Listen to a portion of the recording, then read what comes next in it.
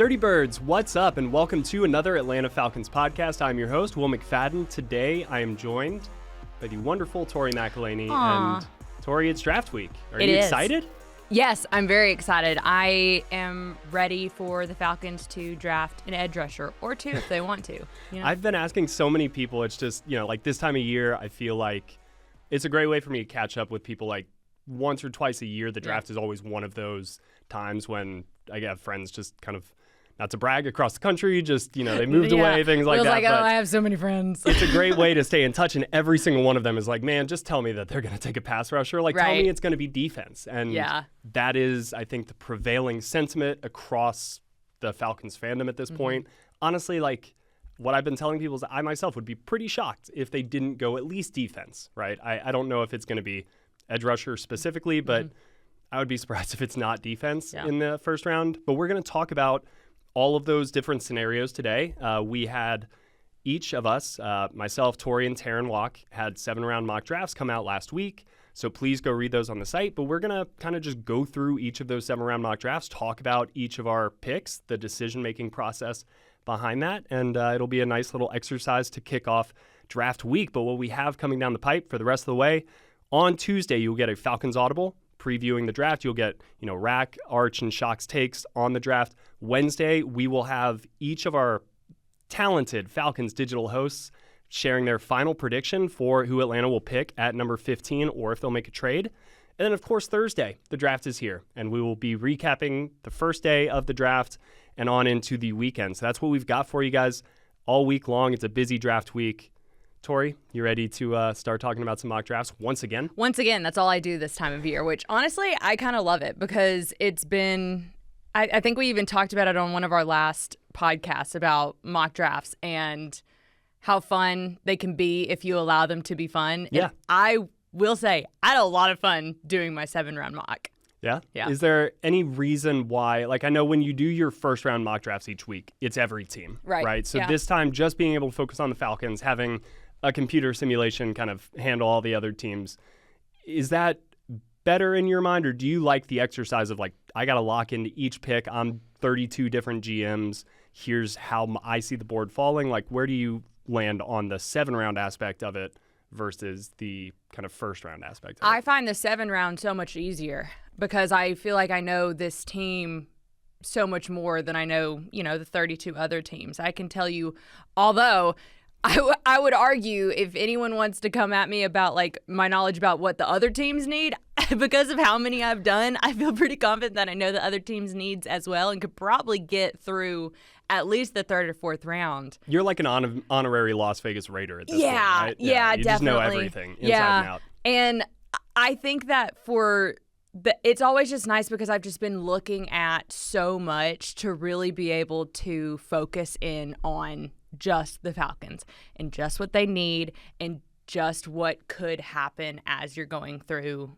all 7 rounds. So I'm really, I don't know, it was nice to kind of get out of the humdrum of just doing the first round for every single 32 teams in the league. Yeah, but it is important, as you said, like to know what each of the teams is thinking, what their needs are, like helps us kind of shape, all right, do you go edge rusher in round 1 and then expect a corner to be there in round 2? Or should you flip that? And maybe there's going to be a run on corners before you can get one in the second round. And where does that tier fall? So having an understanding of the landscape that you're operating in is just as important for any of the 32 GMs or a mock drafter as anything else. So let's go ahead and get into our mock drafts. Our 7-round mock drafts, as I mentioned, went up last week on the website. And Tori, we'll start with yours. In the first round, you had a trade. I did, yeah. I called this, I think I said this on Twitter, and I think you even said it before this, calling my entire 7-round mock draft ambitious.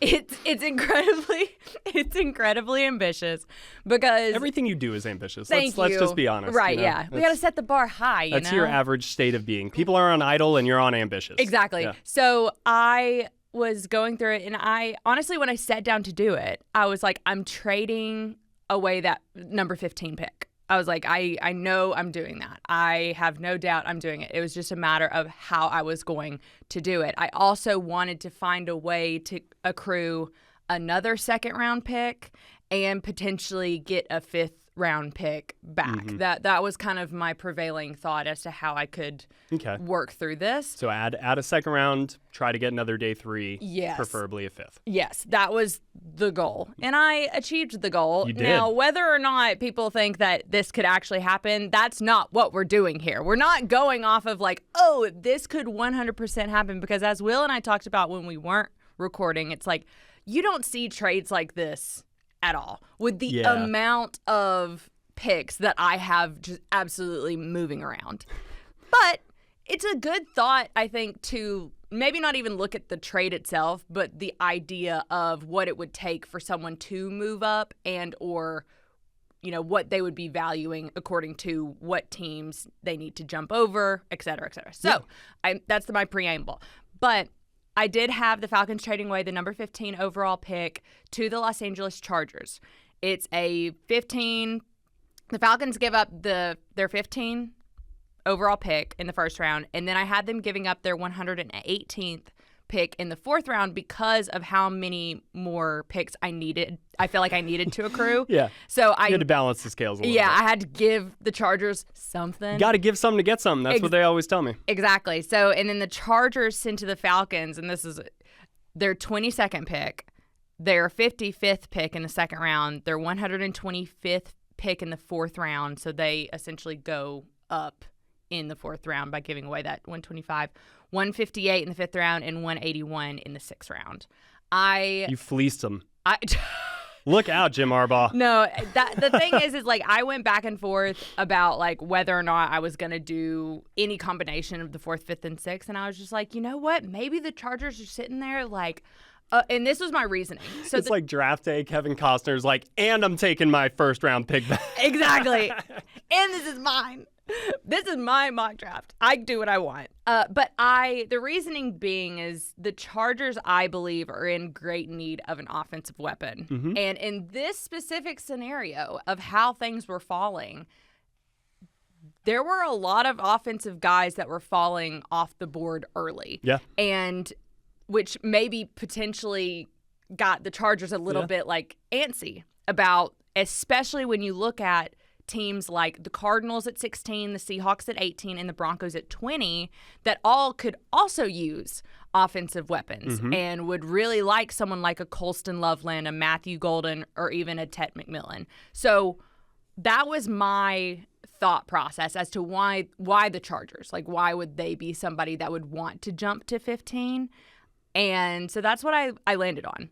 There's kind of one player here who you didn't, and I think all the players you mentioned, Loveland, Golden, and McMillan, make a lot of sense.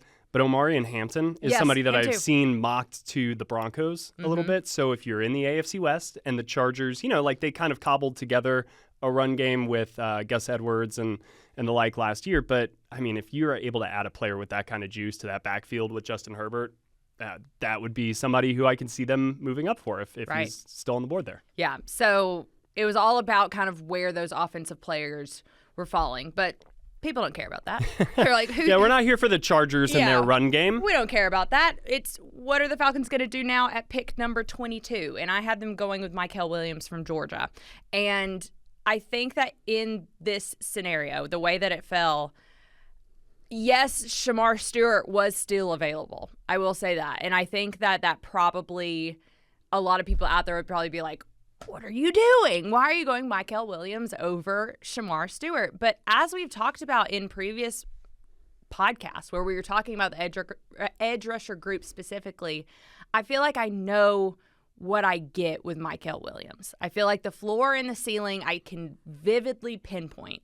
With Shamar Stewart, I feel like, the ceiling's a lot higher, but I also feel like the floor could be lower. I don't even know if the ceiling is that much higher for Shamar Stewart. Like, again, I kind of think the size is incredible, right? But Mykel Williams has some of the longest arms, maybe the longest arms of this pass rushing class. Like, he's right there with Shamar Stewart. He's just as strong. He's just like, so I get what you're saying, because I think that the specific size and physicality of Shamar Stewart will still be a little bit of an overwhelming trait in the NFL.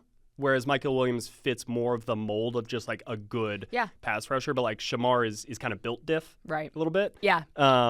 So I get what you're saying there. Yeah, and I think it's also important too. Mike Green was off the board. by the time that I got to number 22.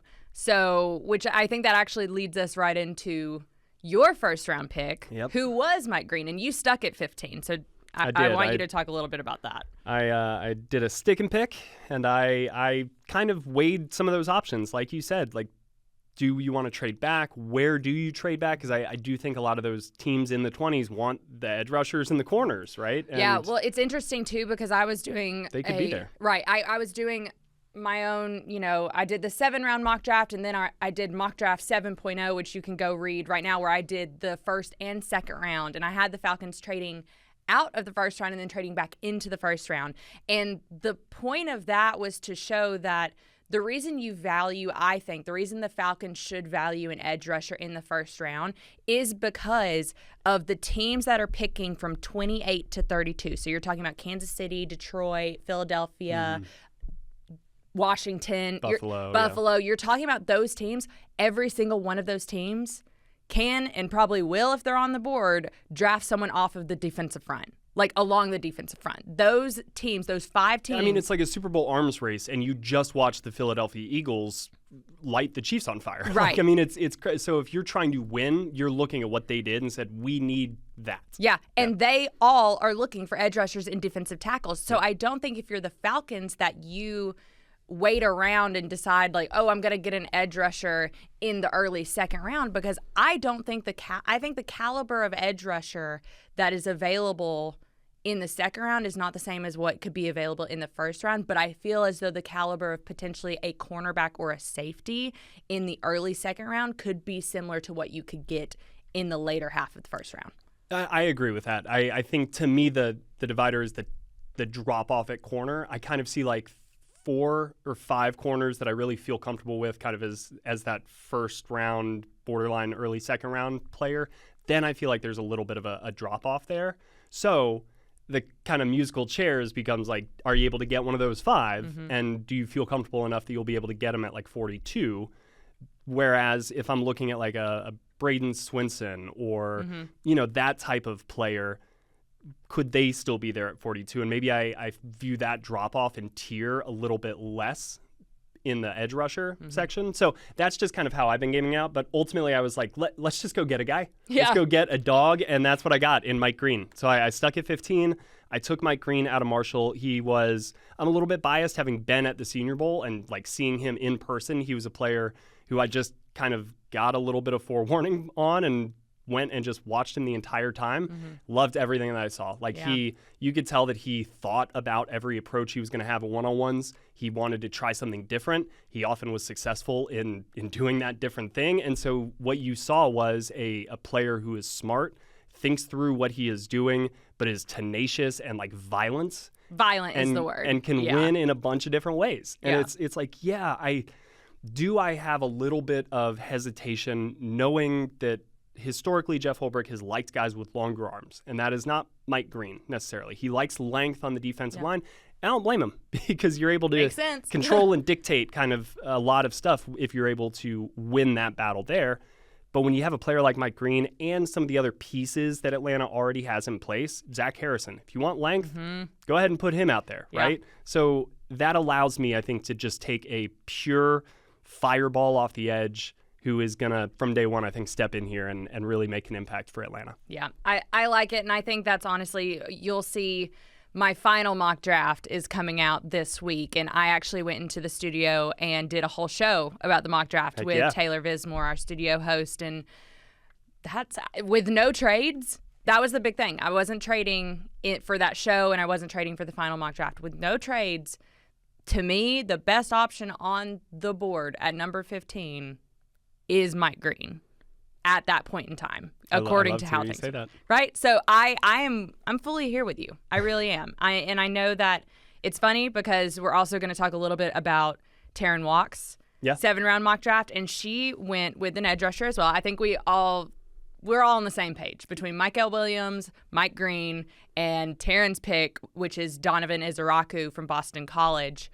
I think we're all thinking the same way. Now, are the Falcons thinking the same way? We shall see. That's the question. Key question. But to the point of Taryn mocking Donovan Izaraku to the Falcons, she had him going at number 15, which I don't mind. I like watching Donovan Izaraku. I like what he provides. I think we talked about how he's just this like traditional edge rusher. Taryn was kind of like telling me a little bit about this the other day, and I went back and rewatched a few games of Donovan Izaraku kind of just as we were talking about it, and I like him even more kind of coming away from that. He's weirdly agile. Like he just puts his foot in the ground and can cut on a dime, which is usually something we say about wide receivers, not edge rushers. He is incredibly long too. I mentioned Michael Williams and like his lengthy arm. It's just the size isn't a Shamar Stewart or even a Michael Williams. He's a little slimmer, but he is strong. It's just with him, like he does everything at a good to great level, but I don't know if there's any one thing that he does at like an elite level. And that's where, as a pass rusher in the NFL, if you're going up against an offensive tackle that has one elite trait, could they just maybe like swallow you up with that elite trait all game long? And do you have a real counter against that? Like that's kind of my question with Izaraku, because he won with a lot of his technical ability and not a pure like athletic style. Right. So will that work at the next level? I think it's a good question, and that's why I question the pick. His pick specifically at 15. Yep. I think if this is 24 or 25 or 26, like I feel very differently about it, because honestly, I go back to, I did the first and second round, and I told y'all I had it for my mock draft 7.0. I drafted Donovan Izaraku, and at, I believe, 27, because I traded completely out. Oh gosh. I traded completely out of the first round, and then I traded back with the Bears, and then I traded because they have 2 second rounds. So I accrued 3 total second round picks. There you go. And then I moved back into the first round to pick 27 with the Rams, because the Rams didn't have any second round picks. So I kind of finagled the board a little bit. Yeah, and the Rams hate first round picks. And the Rams hate first round picks. So that was another reason why I was like, they want to give it away. Yeah. So that's what I did, and I picked Donovan Izaraku at 27 or 26, whatever the Rams are picking at. And that spot makes a lot of sense to me. It does, but honestly, the way I feel kind of like in this, as we're talking about these pass rushers, and it is really just like a pick your flavor group, pick him at 15. You know, like it kind of, to me, sure, could you recoup some second round picks, things like that, but if you're sold on a guy, Michael Penix last year, good example, like it didn't make a lot of sense at the time. Right now, that conviction, it looks like it'll pay off pretty well for Atlanta. So if you like a guy, you have conviction, it doesn't really matter what the mock drafts are saying. Go ahead and take him at 15, because, again, this is not a draft where it appears that there is just a bevy of, like, blue-chip guys. It kind of feels like all things are pretty equal, so go ahead and get your guy. And then for that reason, it could be a weird draft where you just see guys going 10 spots earlier or later than you expected. That's the thing, is like I don't think equal. Anyone really knows how this first night is going to go. Yeah, I really Which don't. Which would be a lot of fun. Yeah, and that's what makes this draft very different, I think, from years past. In the last 2 or 3 draft cycles, this draft to me, I mean, you talk about it's like a meat and potatoes draft. They say it's starters over stars, like. Yep.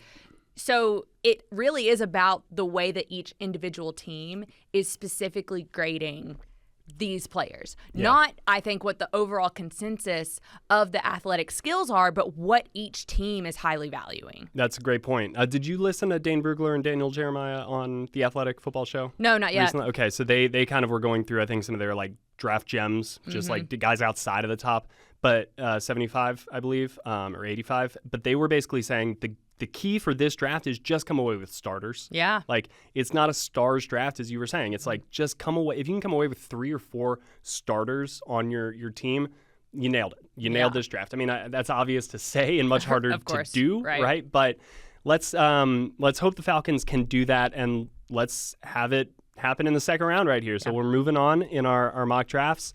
I did a second round trade. So I avoided a first round trade. I, again, just kind of thought that the value of getting a player of the caliber of Mike Green or Jalen Walker or any of these guys kind of in that top 15 range made more sense. So in the second round, I looked to move back a little bit. And this to me is more like a trade that I think we'll see commonly. It's not to say that your trade can't happen. It is a lot of picks. I get that. It's ambitious, right? It's ambitious. Yeah, it's ambitious. And there's a reason no one puts me in the war room. So NFL I get it. teams on draft night, I don't. Yeah, ambitious. Some applies to some teams, but like there's a caution out there as well. So I moved back only 3 spots. I sent pick number 46 and pick number 218 in the 7th round to the Cincinnati Bengals to drop back to pick number 49, and I got back a 4th round pick number 119. Mm-hmm. So I'm going back to back in the 4th round. I got 118 and 119. Nice. I like having that. Yeah. And the Bengals jumped up ahead of the Arizona Cardinals. Or no, sorry, not actually. It may have been the Cardinals, but I have them written down for a different reason here in the mock draft.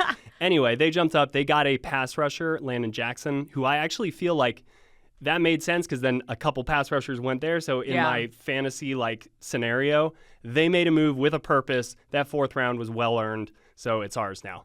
You're like, I'm justifying this move. Yes. And at pick 49, I was able to snag my guy in this draft, Maxwell Hairston. You love him. I doubt that he'll be there at 49. Yeah. I think he'll be a fringe first rounder. Could be like the first player on day 2. Could be like that Cooper DeJean kind of scenario with him. But I think he plays zone really well.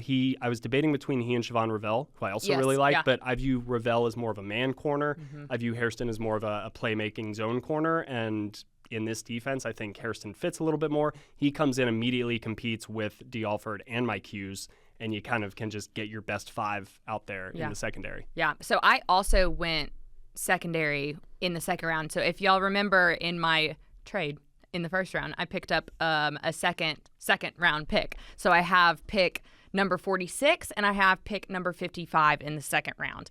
And I think that I mean, I don't know. I think we probably were on the same page in terms of I felt like I said about that run on defensive linemen and edge rushers in the final 5 picks of the 1st round. Well, then there's also these teams at the top of the 2nd round that I think could continue to value the trenches, whether it be offensive line or defensive line. And so it's interesting in both of our scenarios that 2 cornerbacks that people have kind of sort of been mocking in the 1st round are falling into the 2nd round. Yours, Maxwell Hairston, mine, Trey Amos from Ole Miss. And who I like. Like, we both like, I think, both of these players. And I was excited when I saw that you went with Trey Amos because it's like, I could see either of these guys. Exactly. Yep. That was my whole thing is when I saw that he was available, I was like, to me, that's at that point in time, that's the best player available. Yeah. And also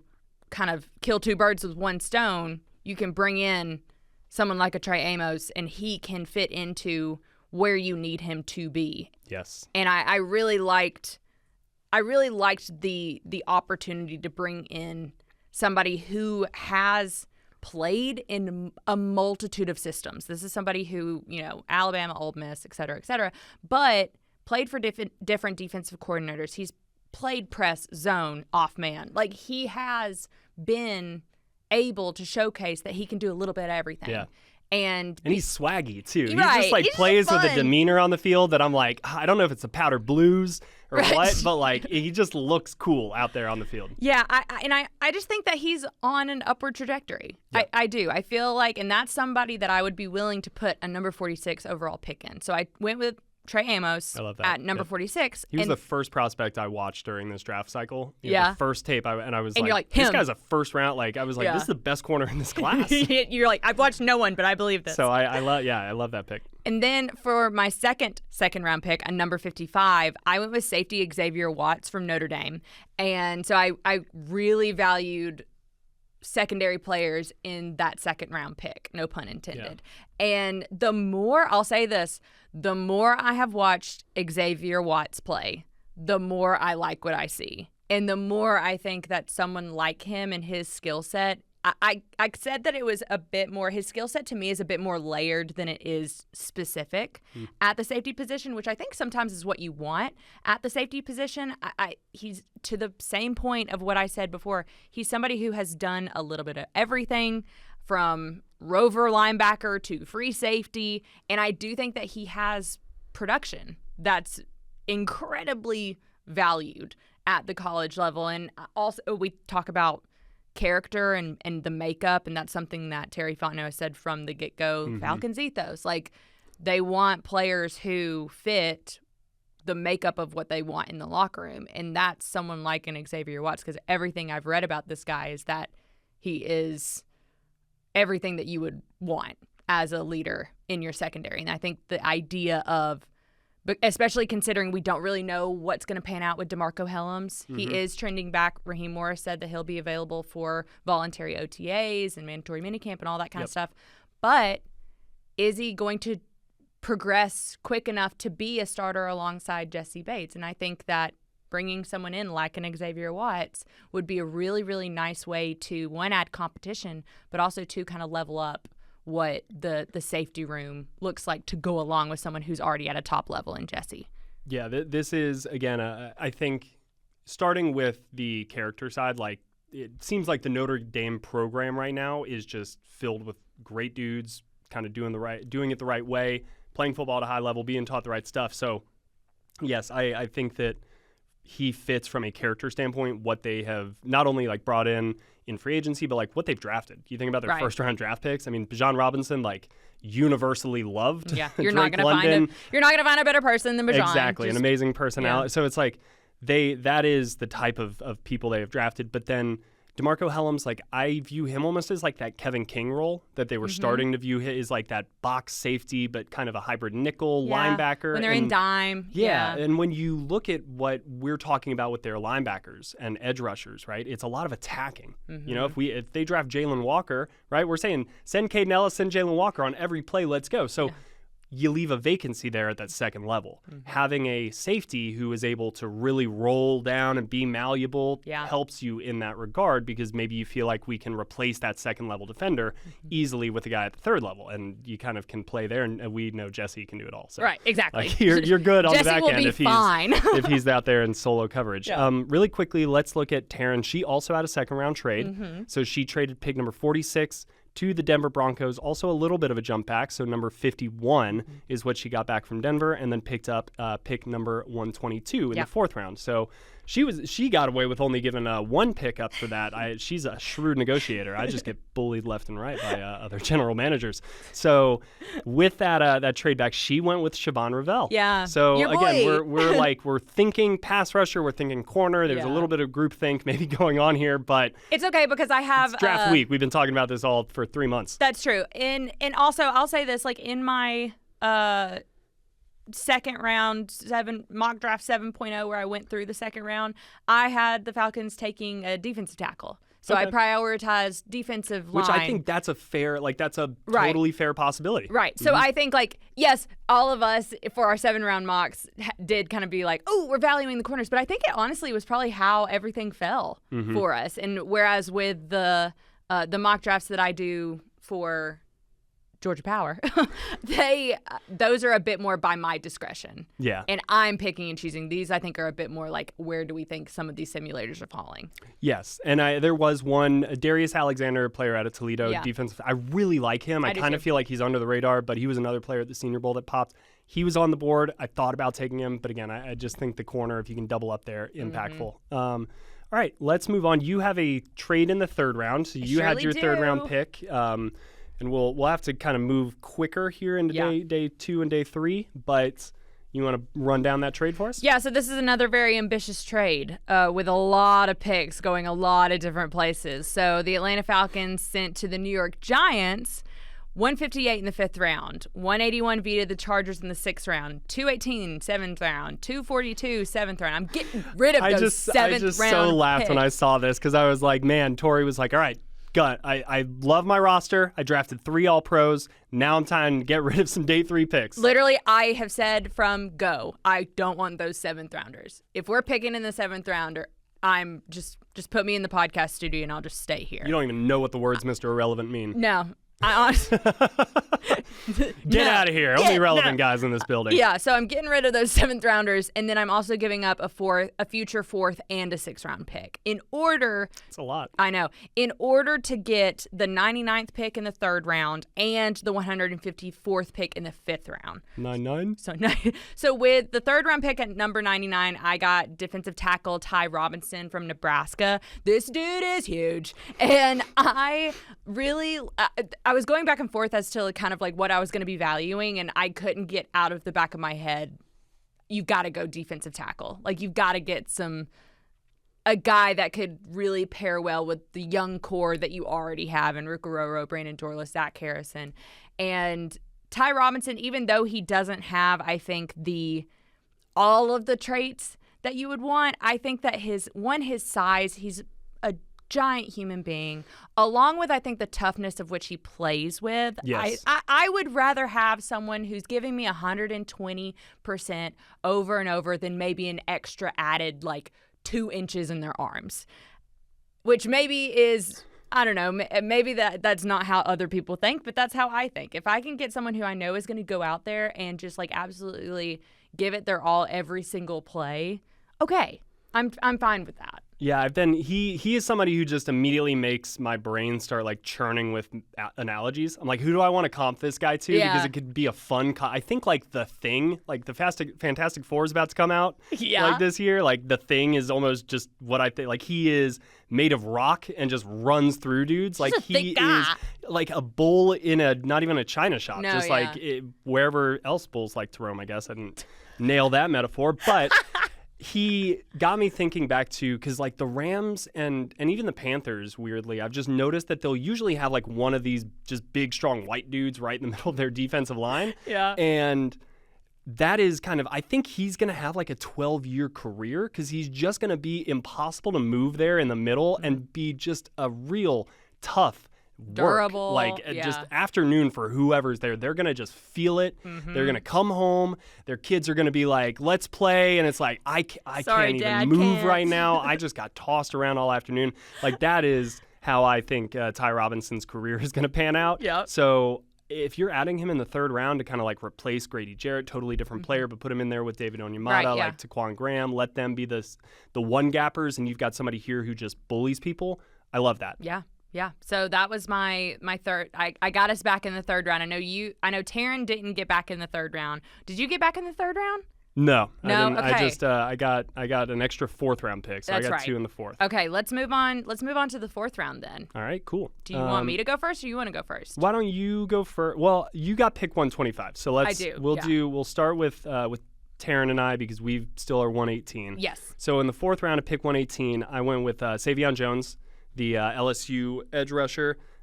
He is long and strong, can push the pocket. Again, an urgent, violent player, comes from a big-time program. So there's, I think, upside there. He doesn't feel like a player who's been fully unlocked. And I think if you bring him in a rotational role, which, again, 4th rounder, day 3, it's kind of what you're thinking anyway. He's got the tools to work with to become a good NFL player. He's just not there yet. Yeah.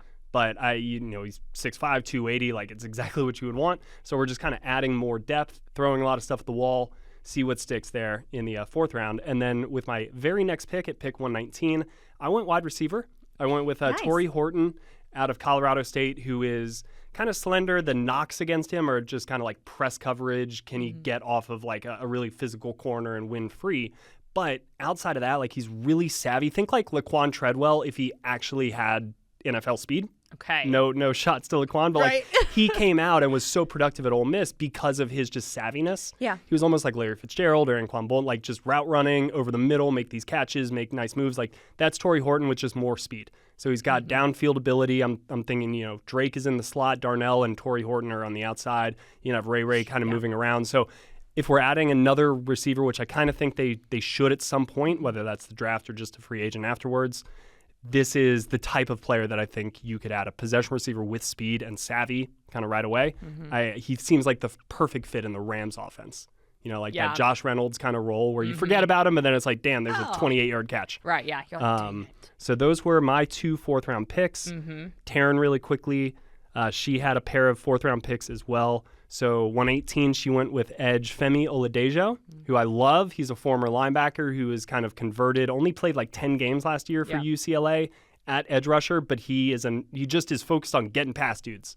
He's like, I know my goal. If somebody told me to get to the quarterback, and that is what I am hell-bent on doing. And so I like Femi Oladeji as a little prospect, developmental prospect. And then she went with center, an interior offensive lineman, totally on the table as well, I think, for Atlanta. Seth McLaughlin out of Ohio State, because Drew Dahlman, of course, is with the Chicago Bears, and Ryan Newsel remains a free agent, even though the Falcons, I think, tentatively have him kind of planned. Yeah, so I also went with a center in the 4th round at pick number 125, but I went with Drew Kendall out of Boston College. And it's funny because I didn't mean for this to happen, but it's like you replace one Drew, who has a pretty successful offensive line father, who was drafted in the 4th round, with another Drew who had a pretty successful offensive line father in the 4th round. I didn't mean to do that.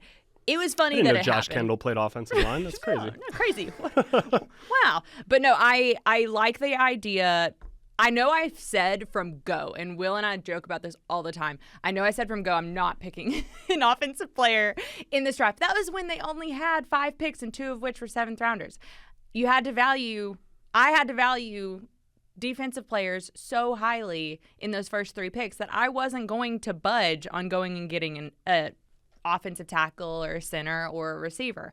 But now that I've accrued more picks from my swift trading, I was willing to take a center specifically because I think that you can get quality centers in the 3rd day of the draft and they turn into something for you. Drew Dahlman is an example. But I also think that in order for you to feel good about the position, you need to bring in significant competition for Ryan Newsel, even if he's your guy, bringing in competition to see how far you can push it and what ultimately works best for your offense and your offensive line.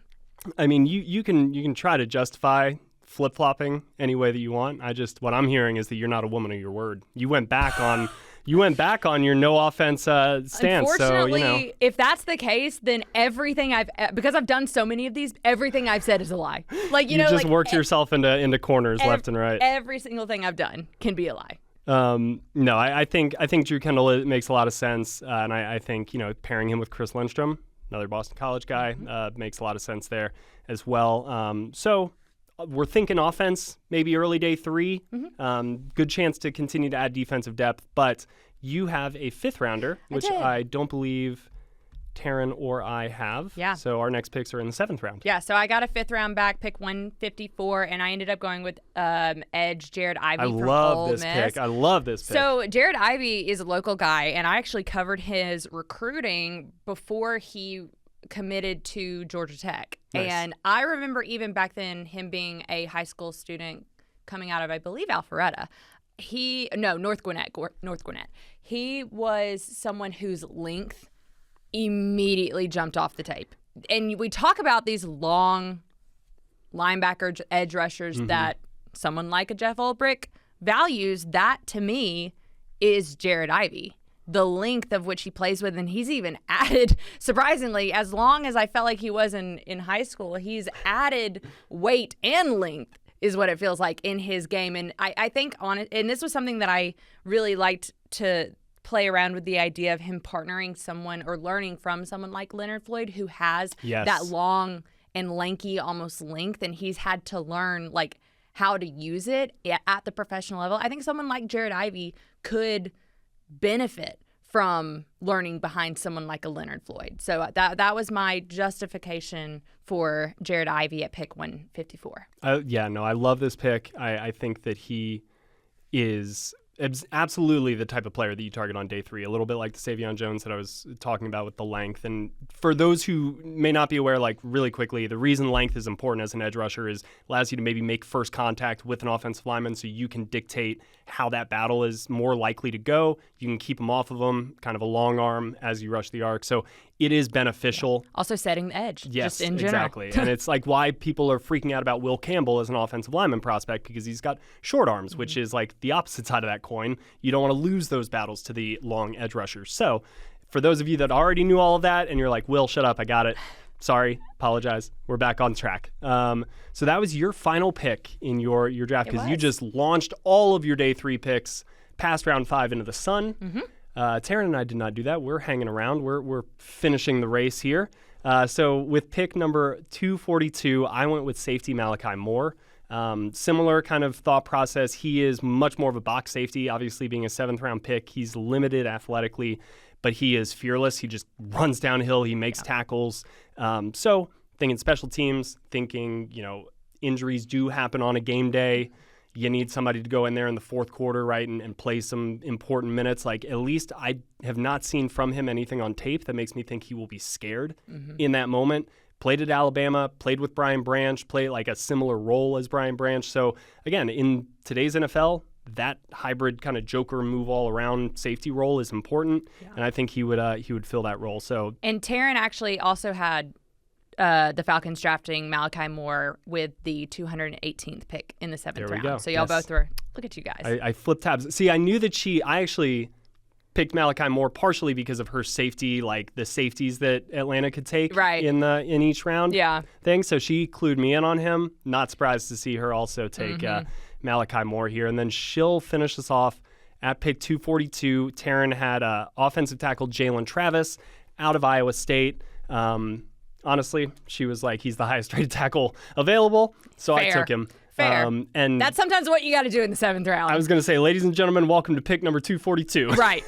That's what you got to do. It's oftentimes, priority undrafted free agents and guys that you're like, we don't want even them to have a chance going somewhere else, so just come here. Yeah. We're going to take you. But that is the caliber of guys we're looking at. No shots to Jalen Travis, who I'm sure is going to be amazing. Exactly. There you go. So were there any selections that you made that you would want to do over at, that you felt like, I was kind of on the fence, or something that either Taryn and I did where you're like, nope, yep, actually I want that. Let's do that move. I do think that the Mike Green, like being able to get Mike Green at 15, I value that pretty highly. Is that kind of where you're, not to spoil Wednesday's podcast and our final predictions, but is that kind of as you're like circling the drain on this first round pick? Yeah, if my big thing is if Mike Green is not there at 15, then I'm trading down. If he's there, I'm probably going to get him. Yeah, I keep kind of coming back to Mykel Williams. I could see the whole thing. When you said that, I immediately just started calling the dogs in my head too. So I'm like, for everybody out there that's like, we want a Georgia player, like it makes a lot of sense. I do think he's going to be a good player. So if Mike Green's not on the board, if there's a little bit of a run on edge rusher and he is still there, maybe it's at 15, maybe it is at 22. Right. Yeah. We'll see. But anything else that you want to say now that it is officially draft week before we wrap up? I'm so excited for this draft. I mean, it's going to be interesting because I don't think, like what I said off the top, I don't think many people know exactly what's going to happen, especially when we're talking about like quarterback market. Heck, like we didn't even touch that, but that's going to be right. Thank God we don't have to do that. But I truly do think that this draft it could go any number of ways, which makes me excited because then there's so much for us to talk about and there's so much intrigue and there's just so many moves that could be made. Are we actually going to talk face to face on draft night, or is it only going to be through Twitter? Are we just going to be locked in on Twitter, just flying our takes out there as the draft rolls along? Probably. Because that's what I'm saying. When you say it's exciting, I'm like, I just want to be with the people. I know. I want to know what other people are thinking as much as what my own brain is thinking. Usually I try to stay as far away from Twitter as possible, but on draft night, I'm so there. Let me in that mosh pit. Yeah. Cool. Well, that will do it for our podcast today. Thank you guys so much for listening. Again, subscribe, wherever you're listening to this show. If you like it, send it to a friend. They can listen to it at the exact same place. How easy is that? So thank you guys again. We have just so much more draft content coming for you all. Stay tuned for that. It's going to be an awesome week. Can't wait. Honestly, really excited. I think that we should put all of these things that we're talking about, we should link in the show notes for people to be able to click on and basically read along with what we're talking about. That is a great idea. Jared, you heard the woman, and that is a great time to also shout out our producer Jared for today's show. Thank you, Tori. I am Will McFadden. We will see you guys next time.